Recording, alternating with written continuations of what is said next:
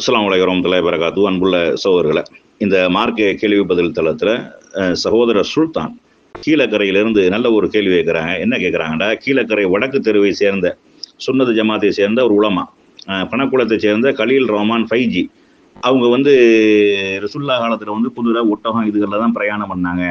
நீங்கள் காரு பைக்கில் போகிறது அதுவும் பிதுஅத்து தான். இப்போ பள்ளிவாசலில் டைல்ஸ் போட்டு வச்சிருக்கீங்கன்னா அதுவும் பிதுஅத்து தான்.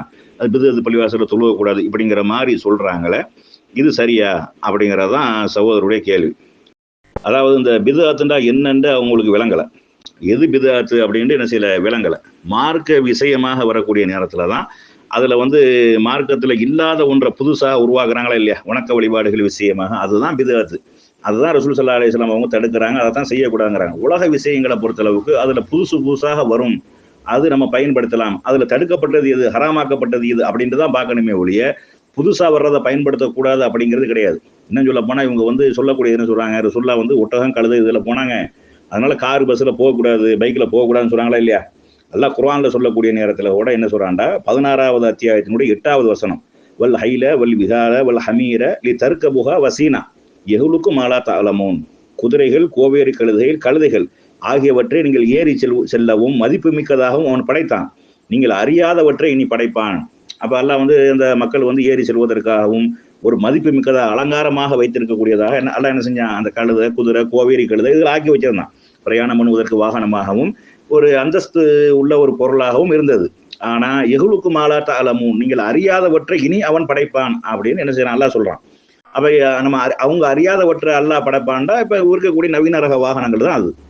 அப்ப இதை மார்க்கமே என்ன செய்யுது, அனுமதிக்குது. காரு பஸ்ல போறது அது என்ன செய்யலாம், தாராளமா போகலாம். அல்லாவே அதை படைப்பான், உண்டாக்குவான், மனுஷர்கள் உண்டாக்குவார்கள். அது அல்லாஹ் உற்பத்தி செய்த பொருள்களில் இருந்து தான் அவங்க படைப்பாங்க அப்படிங்கிறது அல்லாஹ் சொல்லிடுறான். அப்ப பிதுஅத்து என்பது மார்க்க விஷயத்துல தான் கூடாதே ஒழிய உலக விஷயத்தை பொறுத்தவரைக்கும் அப்படி இல்லை.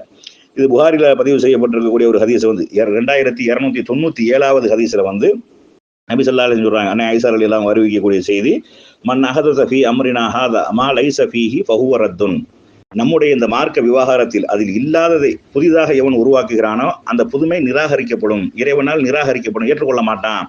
அப்ப மார்க்க விவகாரத்துல ஏதாவது ஒரு புதுசாக ஒரு வணக்கத்தை, வழிபாடு, இபாதத்து, அதாவது பாத்தியா கத்தம் இப்படி ஏதாவது ஒரு இலவ கூட்டினாலும் சரி, அது இறைவன் தூக்கி மூஞ்சில வீசிடுவான், நிராகரிக்கப்படும் அப்படின்னு சொல்லக்கூடிய செய்தி புகாரில பதிவு செய்யப்பட்டிருக்கிறது. அதே மாதிரி முஸ்லீம்ல சொல்லக்கூடிய நேரத்தில் நபி ஸல்லல்லாஹு அலைஹி வஸல்லம் அவங்க சொன்னதா ஆயிஷா ரலியல்லாஹு அவங்க தான் அறிவிக்கிறாங்க, மன் அஹதஸ ஃபீ அம்ரினா ஹாதா மா லைஸ மின்ஹு ஃபஹுவ ரத்துன். அதாவது யாரேனும் நம்முடைய உத்தரவு இல்லாமல் ஒரு அமலை செய்தால் அது இறைவனால் நிராகரிக்கப்படும் என்று நபி ஸல்லல்லாஹு அலைஹி வஸல்லம் அவங்க கூறினார்கள்.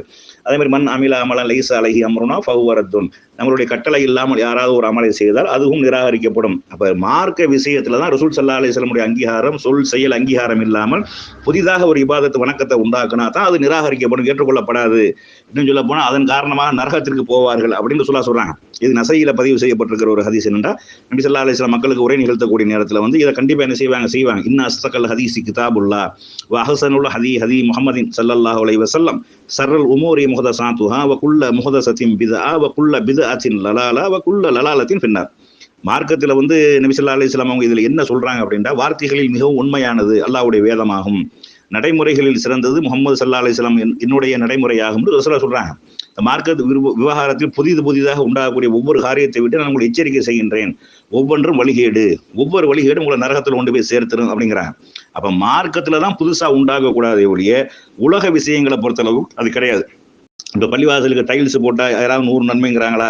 டைல்ஸ்ல தொழுதா 500 நன்மை, வெறுந்தரையில திறந்தா நன்மை கிடையாது அப்படின்னு யாராவது சொல்றோமா? கையில கிடியாரம் கட்டினா 1000 நன்மை கிடைக்கும், கிடியாரம் போடலன்னா உனக்கு நன்மை இல்லை அப்படின்னு நம்ம சொல்றோமா? பேனா பாக்கெட்ல குத்தினா 1,00,000 நன்மை இருக்குது, பேனா பாக்கெட்ல இல்லைன்னா உனக்கு நன்மையே கிடையாது அப்படின்னு சொல்றோம். இதுகெல்லாம் நம்ம உலகத்துல பயன்படுத்தக்கூடிய பொருள். இது தடுக்கப்பட்ட பொருளாக தூக்கி வீசிடணும், செய்யக்கூடாது. ஹராமாக்கப்பட்ட பொருளாக, ஹராமான பொருளாக இருந்தால் அதை பயன்படுத்தக்கூடாது. மற்ற ஹராம் இல்லாத பொருளாக இருந்தால் தாராளமாக என்ன செய்யலாம், உபயோகப்படுத்தலாம். கான்கிரீட் கட்டடத்தில் இருக்கலாம், டைல்ஸ் போடலாம், முசைக்கு போடலாம், இன்னும் மார்பிள் போடலாம், என்ன வேண்டாலும் என்ன செய்யலாம், செய்து கொள்ளலாம். இது மார்க்க விவகாரம் கிடையாது. பள்ளிவாசல் கட்டுறோம், அதுல தொழுகிறதுக்கு உண்டான தரைத்தளமாக நம்ம எதையும் போட்டுக்கிறலாம். மண்ணில் தொழுதா என்ன நன்மையோ அந்த நன்மை தான் டைல்ஸ்ல தொழுதாலும். மண்ணில் தொழுதா 1,00,000 நன்மை இருக்குது, டைல்ஸ்ல 500 நன்மை தான் அப்படின்னு ஏதாவது இருக்குதா? அப்படிலாம் ஒன்றும் கிடையாது. அப்ப இது இபாதத்து விஷயம் கிடையாது, இபாதத்து சம்பந்தமான விஷயம் கிடையாது என்பதை என்ன செய்ய விளங்கிக் கொள்ளணும். பிதஅத் என்பது கூடாது என்பது மார்க்க விவகாரத்தில் அல்லாஹ் ரசூல் மார்க்கத்தை நமக்கு முழுமையாக்கி விட்டுட்டு போனதுக்கு அப்புறம் அதுல புதிதாக மார்க்க விஷயத்தில் புதிதாக உண்டாக்கக்கூடியதான் வழிகேடு, அதுதான் நரகத்தில் கொண்டு போய் சேர்க்குமே ஒழிய உலக விஷயம் அல்ல அப்படிங்கறத என்ன செய்யணும் விளங்கிக் கொள்ளணும்.